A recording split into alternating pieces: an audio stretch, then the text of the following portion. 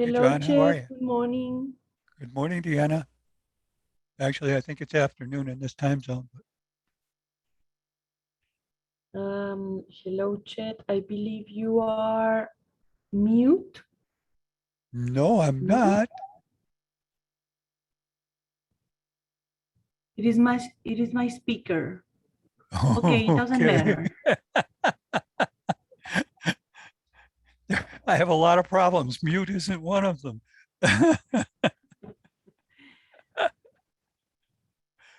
Hello to everyone. Thank you for joining us.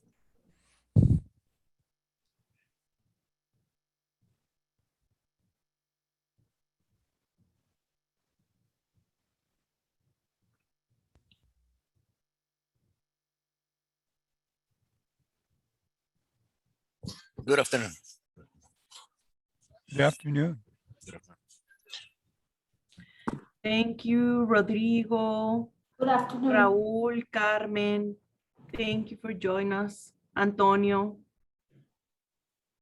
Oscar, Clementina, Fabiola. Thank you. I'm reading a little bit. Chet, give me a second. Okay. Ay,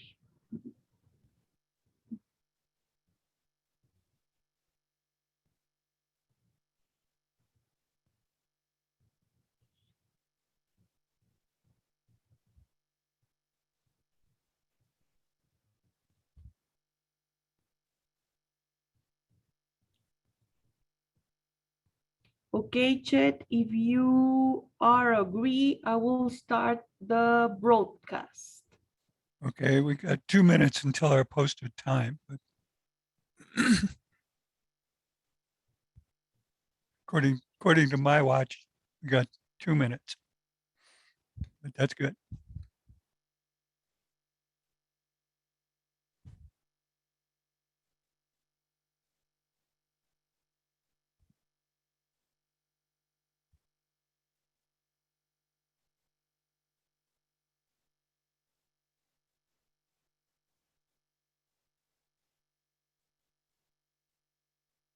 So it's another beautiful day here in the neighborhood. Mr. Rogers isn't with us, but it's still a beautiful day.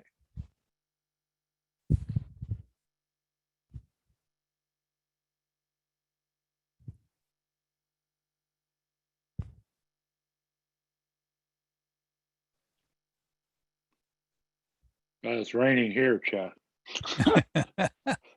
That happens a lot out there, John. As long as it's not snow, I'm happy. Yeah, you don't have to shovel rain. Don't have to shovel rain. Yeah, Lord.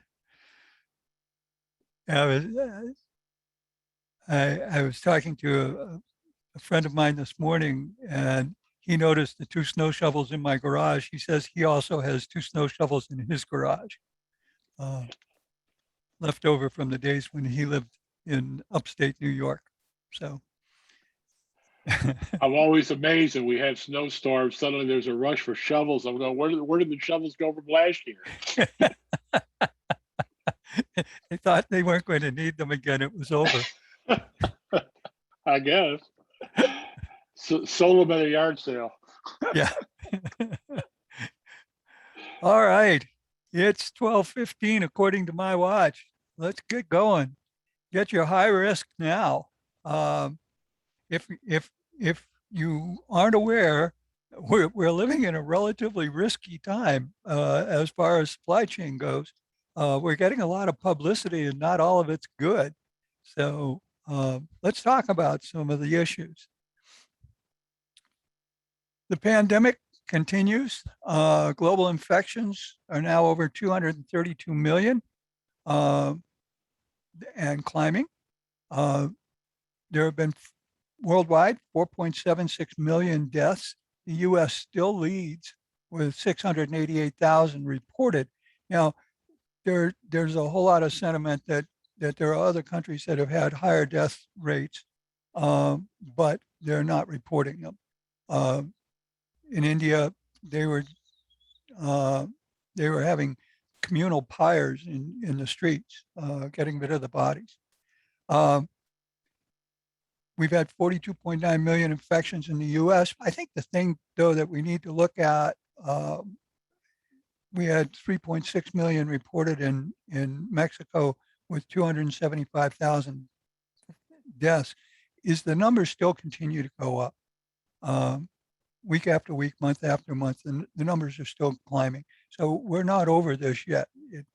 In some areas, it's much worse than it was earlier in the year. Fortunately, out here in our little enclave in West Texas, almost New Mexico, we have a vaccination rate here in the city of El Paso, or in the county of El Paso, that's above 77%, completely vaccinated. Vermont right now is number one as the states go with 77%. And New Mexico is first among the states. They have used 95% of the doses that they've received. They've gotten those into arms. Folks in New Mexico are doing a bang up job, especially with the huge Indian reservations in the northwest corner of the state. They're getting in and getting those people vaccinated. They've got people going out in caravans, house by house, basically, and getting people vaccinated. How many of you remember the Ever Given? Here's a picture of the back end of that boat. It's at anchor currently in Xingbo, outside of Shanghai. It finally made it home. So she's back in her home port. It took 6 months for the ship to make one round trip from Xingbo around India, up through the Suez Canal. We all remember that. Finally getting released, making it into the Mediterranean, through the Mediterranean, out the other side, over to Rotterdam, dropped her cargo, loaded again, and now she's back. And it took 6 months to do the round trip. So think about this as return on investment. Did the company make money? If they're turning their inventory once every 6 months, is that good? Is it a good investment? And it sort of raises the issue: are these larger ships a good investment? The port congestion right now in LA and Long Beach is getting worse. The beginning of this week, there were 107 ships at anchor off the coast, and the wait time is out to 20 to 25 days. In Ningbo, where the Ever Given is, there are 90 to 100 ships in the harbor or just outside the harbor, and COVID had shut down the port for 2 weeks. It's back up now, but it's very slow in its operations. They've got limited people. Rotterdam had between 30 and 45 ships, and that includes Antwerp. Rotterdam and Antwerp are fairly close to one another. And so they're the ones that feed into Northern Europe, and they have huge port operation there. So we can see that there's still a lot of congestion there. Why? Well, the ships are huge, and they require special facilities. Long Beach and LA are bringing on new docks that will be able to handle these large container ships. The problem then is the infrastructure to move the containers away is still slow. So if you think back to the theory of constraints, right? If you make an improvement on something that's not a constraint, what happens? Nothing. Your throughput doesn't improve. Long Beach and LA, with the previous docks that they had, were running right at the top end of the infrastructure's ability to handle the takeaway, to take those containers, get them off the docks, get them on trains that are headed across the continent, and get them out of the way. At the same time, bringing in other trains with other containers that were going back to Asia and could be used to load the boats, whether they were empty or full. They made an improvement on the docks. They can actually dock more ships and they can unload more ships, but we still can't get the parts, the containers away from the port faster than that constrained piece of operation. So something's going to have to be done to expand the amount of freight that can leave either by rail or by truck, because those are the two ways. Rail being by far the better option, because you can make, and we see them quite frequently coming through here. There are trains that are about a mile and a little over a mile long with 4 to 6 engines that are hauling just containers. That's basically all they've got. They're container trains. And they can move a lot. But you've got ships like the Ever Given, and it's not the largest, but it can carry about 20,000 containers. Their capacity, its capacity is 20,124 TEUs, which is the measurement for the standard size container, not the expanded size, but the standard size container. So if all they put were standard size on, they would be able to do 20,124, but we know that they use some expanded containers, basically a 53-footer, and so that cuts down the total number of containers. But think about that, 20,000 containers on one ship. How many trains is that? Because you're stacking those things too high, 4 to a car. That's going to take you, divide that, 4 goes into 20,000, 5,000 times. That's 5,000 train cars that you're going to have. And that's a lot of train cars to move out just to offload one ship. So the theory of constraints says we have to look at the other parts of the supply chain and see what we can do to move. In the meantime, you've still got 107 ships off the coast that have to come in, have to get unloaded, have to get filled back up again, and get out. So this isn't going to change anytime soon. So what's the workaround on this? Well, Target and a few other retailers are now getting into the same mode. They're going out and actually leasing ships themselves. They go to a company.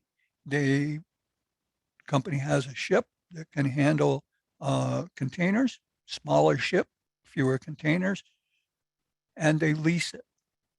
And the crew takes the ship, goes to a port in China, loads, gets all of the freight going to Target, and they bring it back.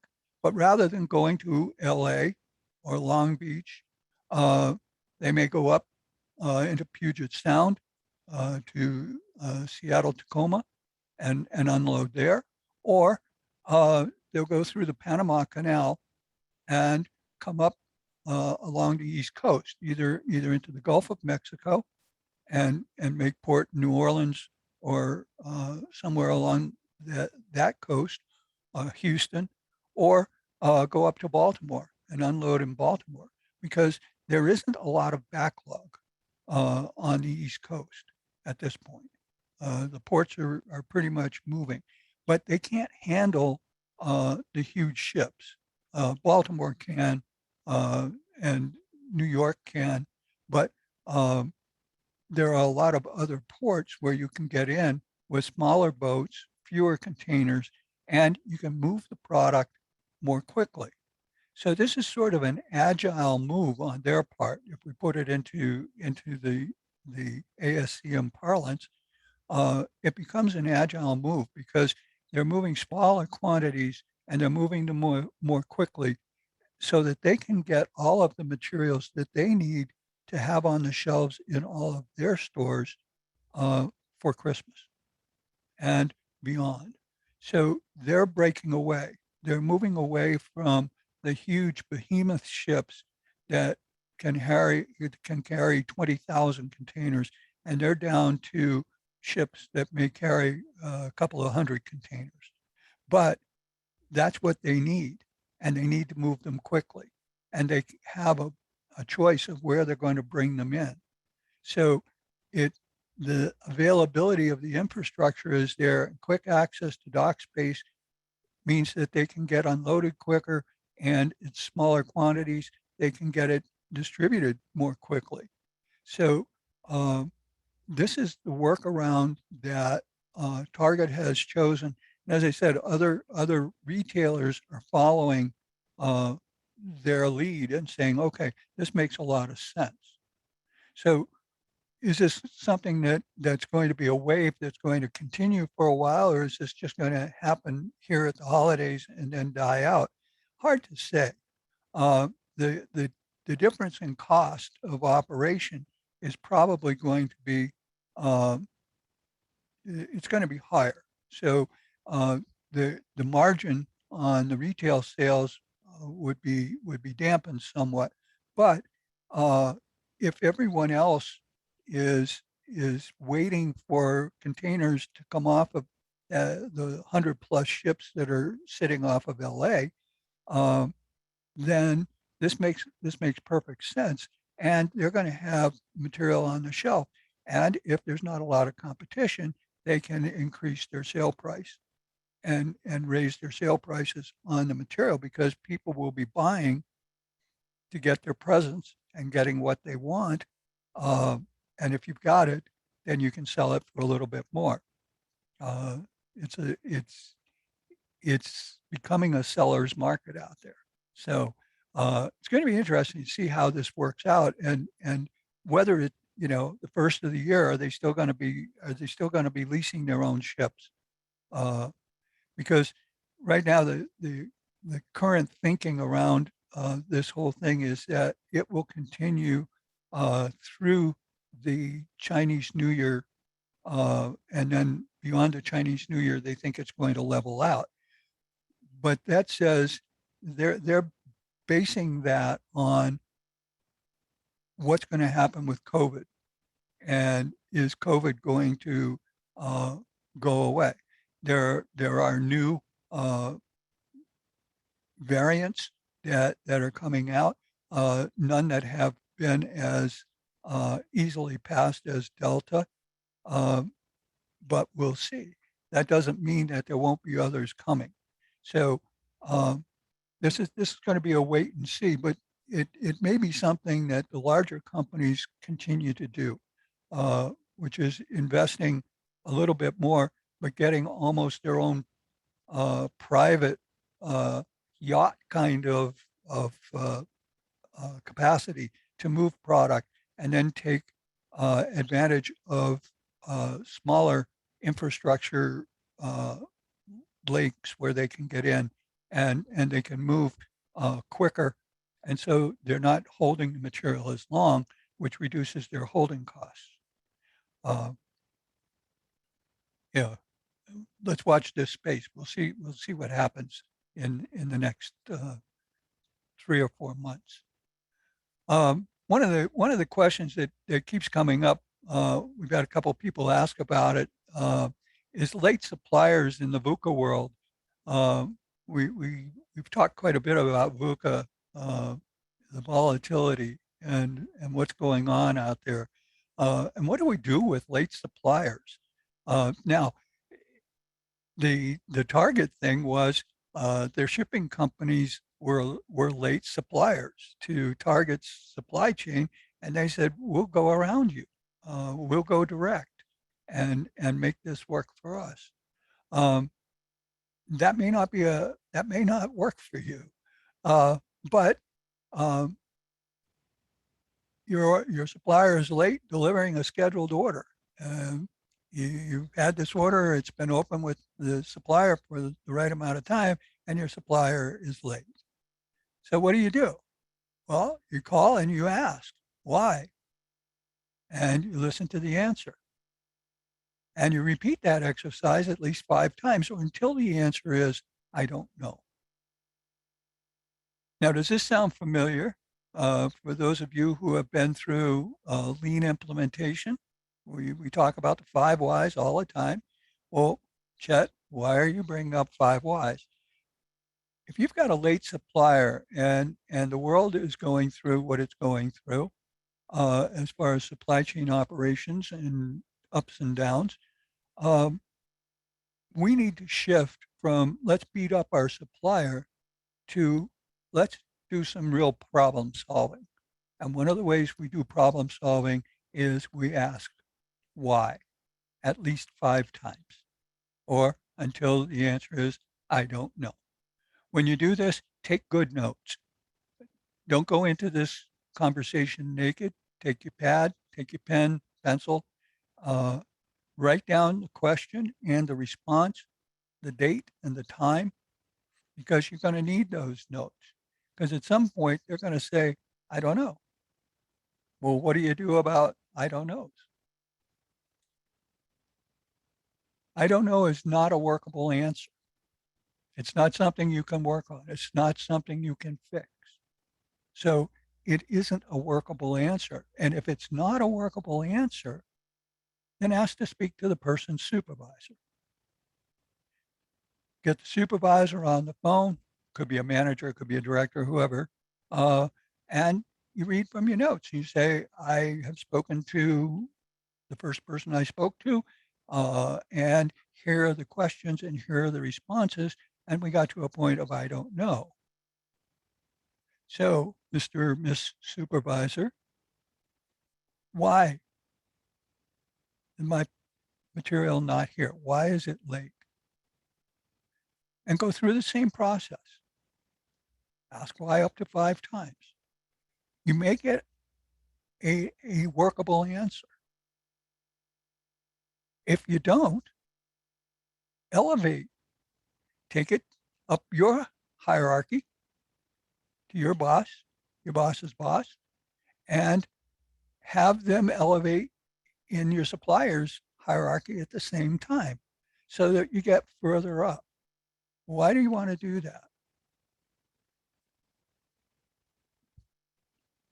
You remember last time we talked about I'm working on it?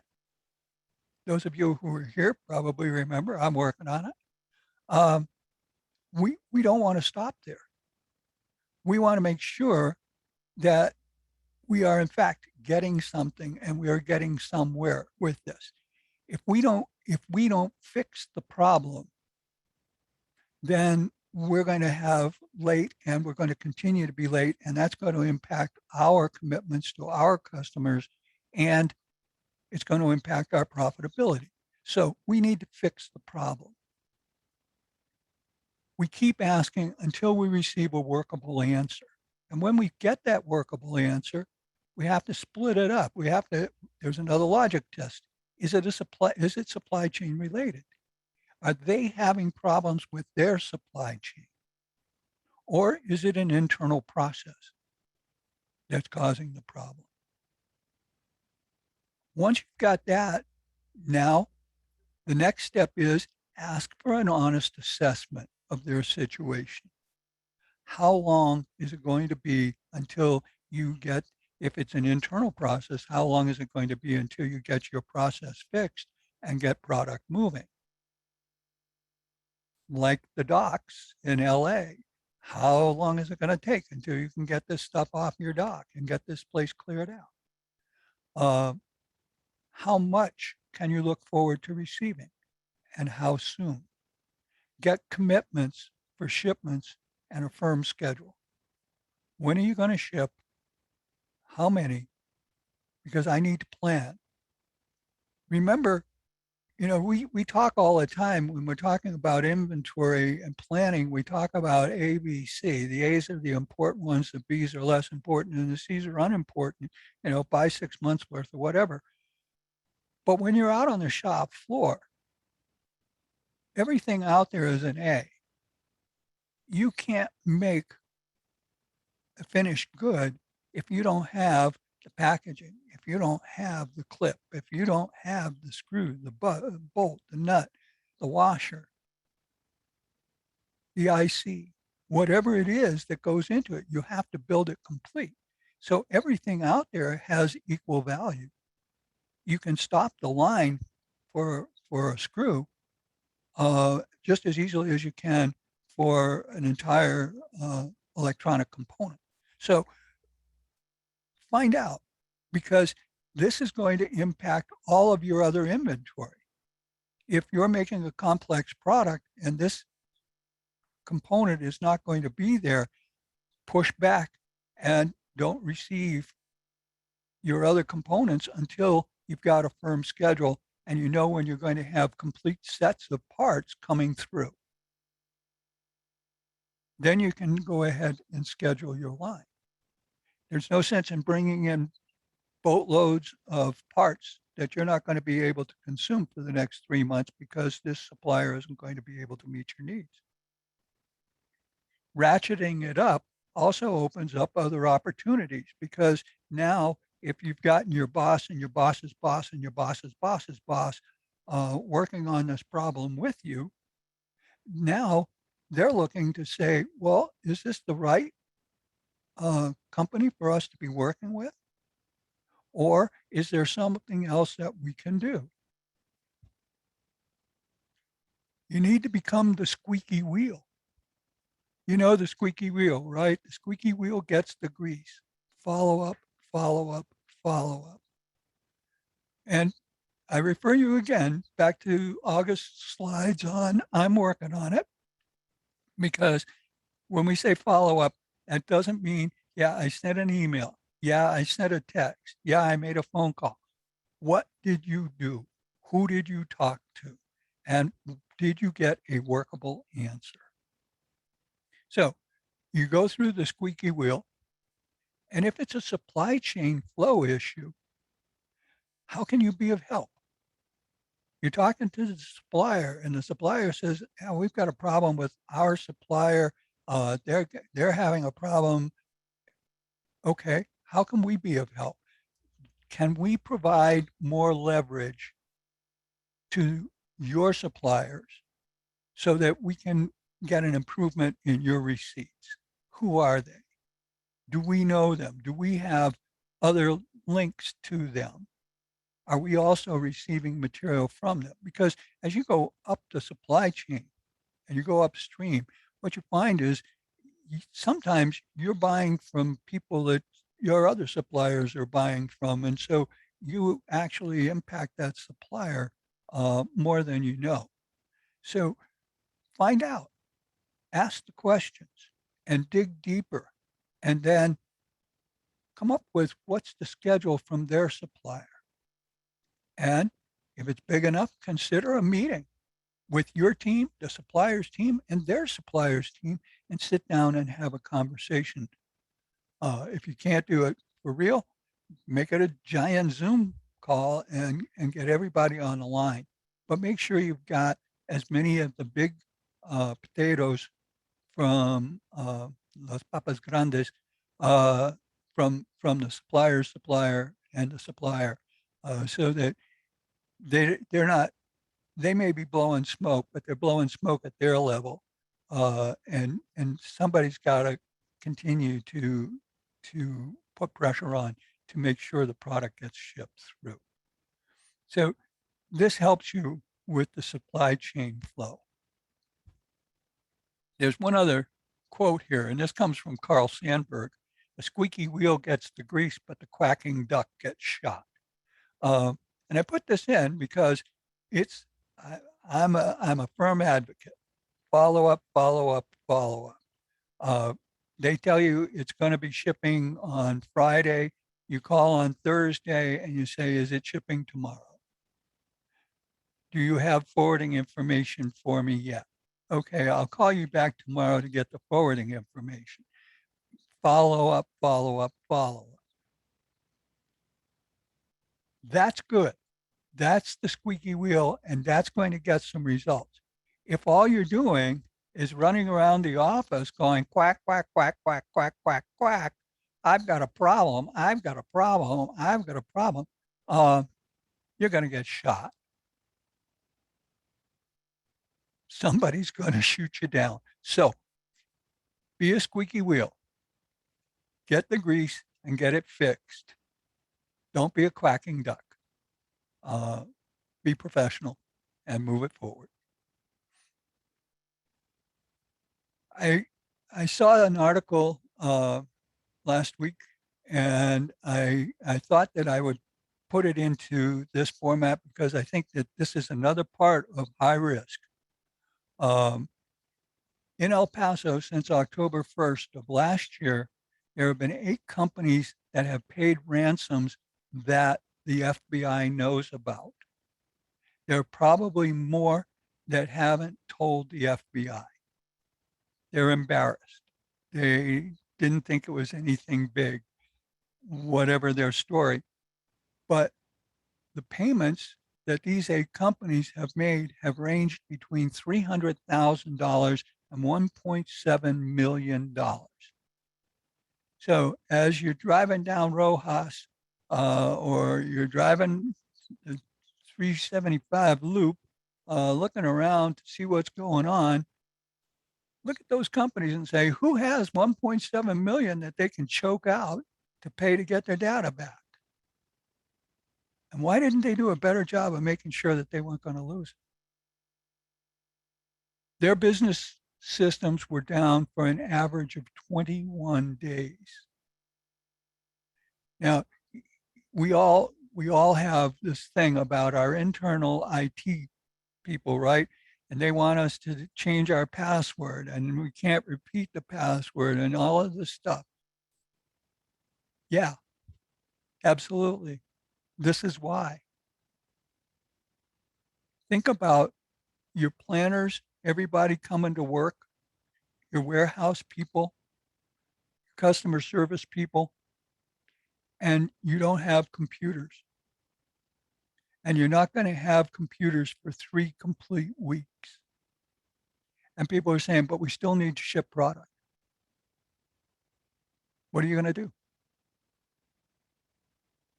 What are you going to do? Why does this happen? Most are due to failure to upgrade and maintain the software.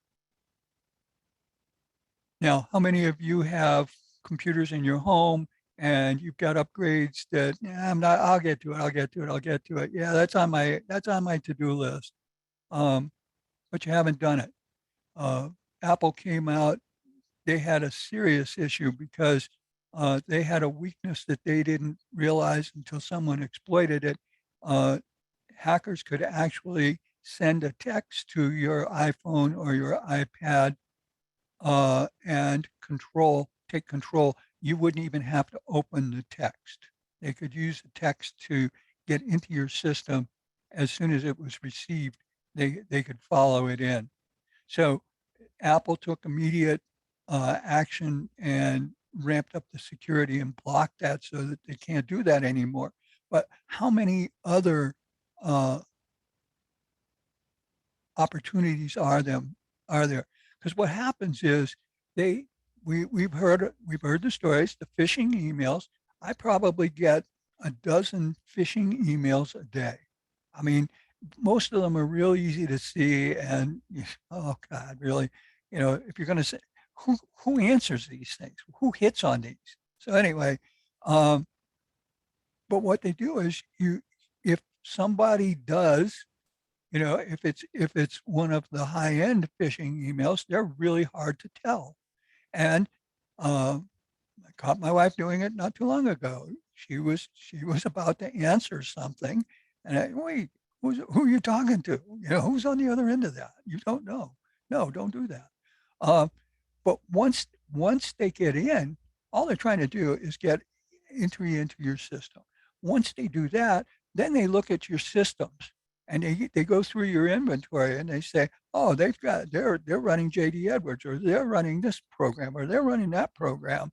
Does anyone have a hole in there that I can exploit? And they go out on the dark web and they buy these things. They pay some Bitcoin, they get the code, they find their way in, and they get in and they infect all of your systems. And then when they're sure that they've got control and they got everything together and they've been working on this for 2, 3, 4 weeks, then they pull the plug and they shut everything down. They freeze everything up. And you're dead. You can't do anything. And since they've been working on it for this amount of time, your backups are also polluted. They also have the hackers' things in them. So this is how it works. Now, are these people in Russia? Are these people in China? Are these people in Colombia? Doesn't make any difference. They could be next door. But are you going to pay them $1.7 million? Somebody in El Paso did. Caveat emptor, buyer beware. You pay them the 1.7 million. They don't always provide the decryption codes or restore your data.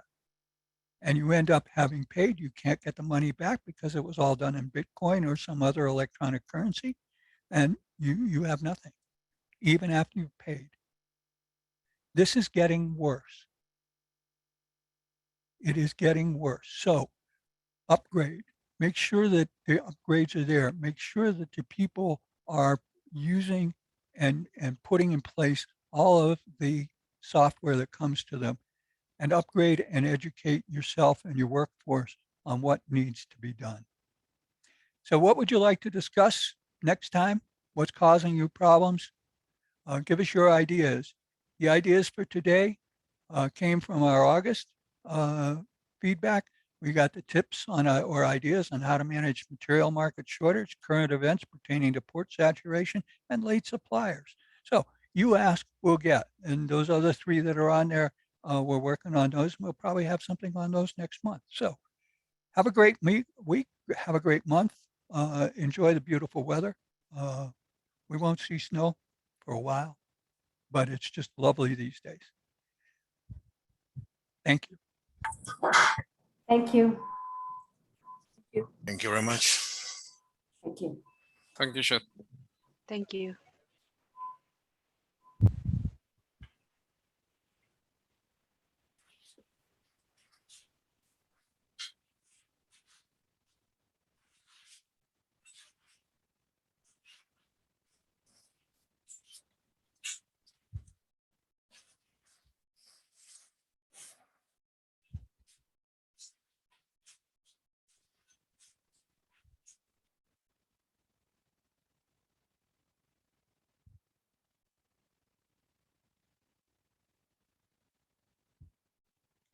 We okay, Deanna?